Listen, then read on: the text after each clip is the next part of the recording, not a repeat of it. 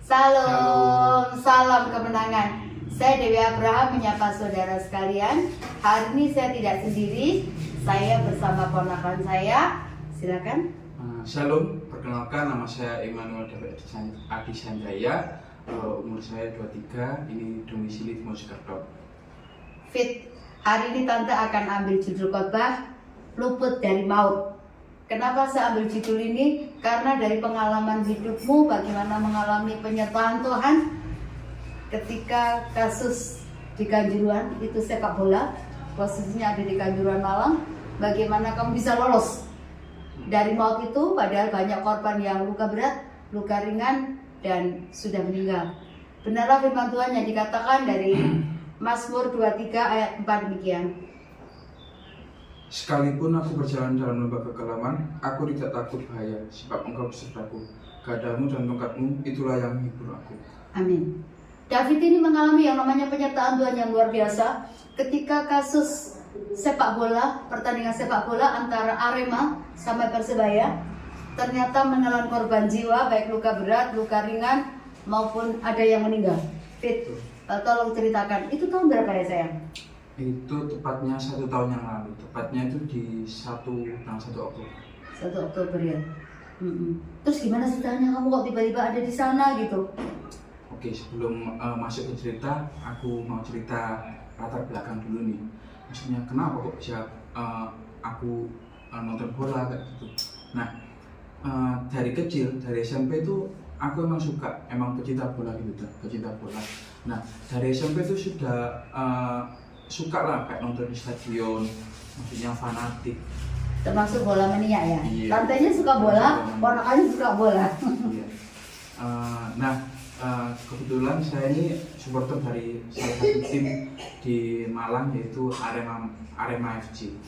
Nah, pada tanggal 1 Oktober itu ini kan ada big match antara Arema lawan Persebaya. Nah, kedua tim ini rivalitasnya ini cukup tinggi, cukup kuat. Nah, saya itu memutuskan untuk menonton. Jadi saya pergi ke sana dari Madura ke Mojokerto, terus ke Malang. Nah, saya bersama teman saya, cuma satu orang, dan teman saya ini belum pernah sekalipun itu nonton. pengalaman pertama buat Iya, dia. pengalaman pertama bagi dia nonton di stadion. Kita memutuskan pergi ke Malang. Nah, dari perjalanan itu sudah euforianya itu emang benar-benar kelihatan sudah tinggi. Bahkan emang udah kerasa panas walaupun saat itu hujan. Baik di jalan ada entah itu sweeping kayak supporter Persebaya yang Cukup ketat sebenarnya prosedurnya ya untuk masuk itu ya. emang rivalitas betul-betul kuat tuh. Bahkan waktu itu kan dari supporter tamu kan tidak boleh hadir. Nah, ketika kita datang di kawasan stadion, kita sebelum masuk stadion kita memutuskan untuk makan. Nah, dari situ saja sudah kelihatan benar-benar rivalitasnya itu cukup tinggi. Ada orang tiba-tiba teriakin bonek, terus dipukul-pukul. Ria-ria kerusuhan udah mulai nampak dari awal ya. Ria-ria kerusuhan itu betul-betul kelihatan, bahkan maksudnya sebelum pertandingan dimulai. Tapi kenapa sih kamu udah tahu seperti itu, kenapa kamu gak langsung pulang sih sayang? Nah, karena nama saya Emmanuel gitu. Tuhan disertai gitu. Tuhan menyertai tapi kita perlu hikmah juga lah. Tapi emang saya gimana? Akhirnya pertandingan berjalan kan? Ketika kita masuk ke dalam stadion, pertandingan cukup kondusif. Awal-awal ya? Intensitas memang tinggi. Terus selesai pertandingan, tiba-tiba kayak saya ini bikin BAB, sakit perut. Dan saya memutuskan untuk keluar stadion. Niatnya itu untuk BAB. Ketika saya keluar stadion, ternyata perut saya nggak apa-apa. Nah, selang 5 waktu, tiba-tiba orang yang di dalam stadion itu gaduh.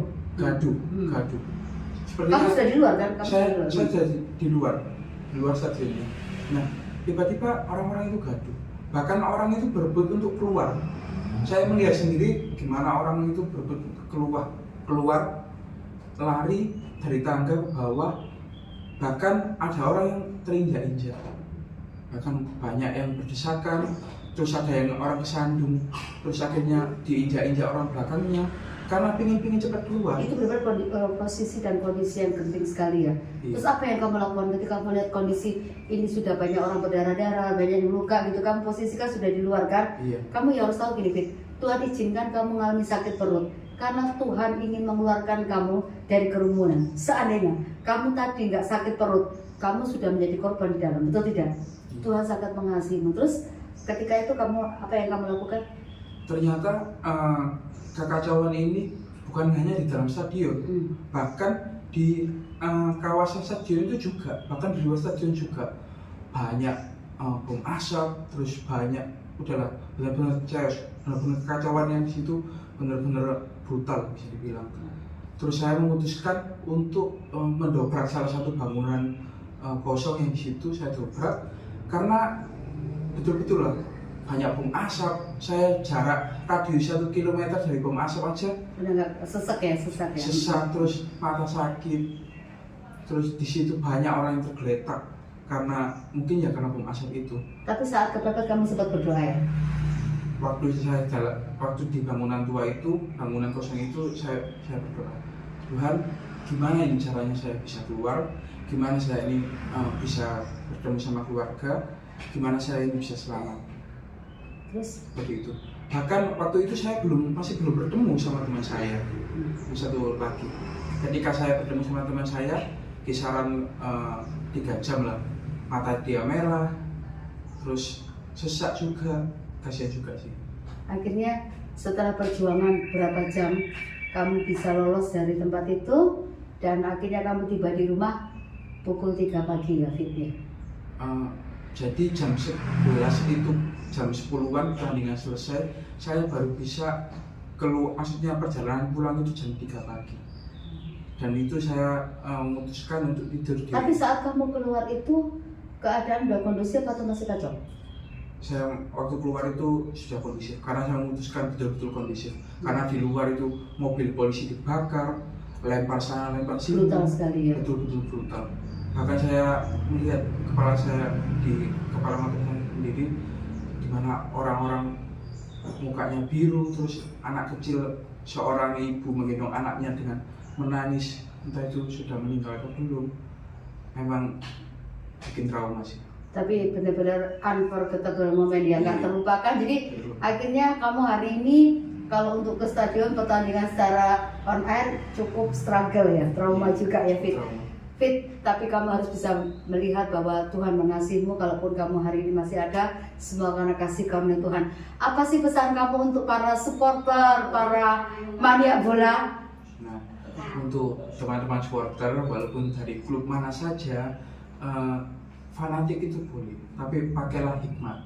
Janganlah sampai maksudnya mencelakakan orang lain seperti itu.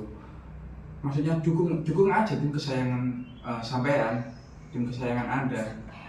Tapi jangan sampai melukai orang lain seperti itu. Ada hikmatnya seperti itu. Kita harus ingat bahwa apapun yang terjadi dalam hidup kita, belajar untuk wise, untuk bijak, pikirkan tentang keselamatan diri kita, tentang keluarga kita. Jangan mati konyol hanya karena membela klub masing-masing gitu, tapi belajar berhikmat supaya kita nggak mencelakakan diri kita sendiri dan jangan mencelakakan orang lain, biar kesaksian ini boleh menjadi berkat, menjadikan kita menjadi pribadi yang bijaksana. Tuhan Yesus memberkati. Salam.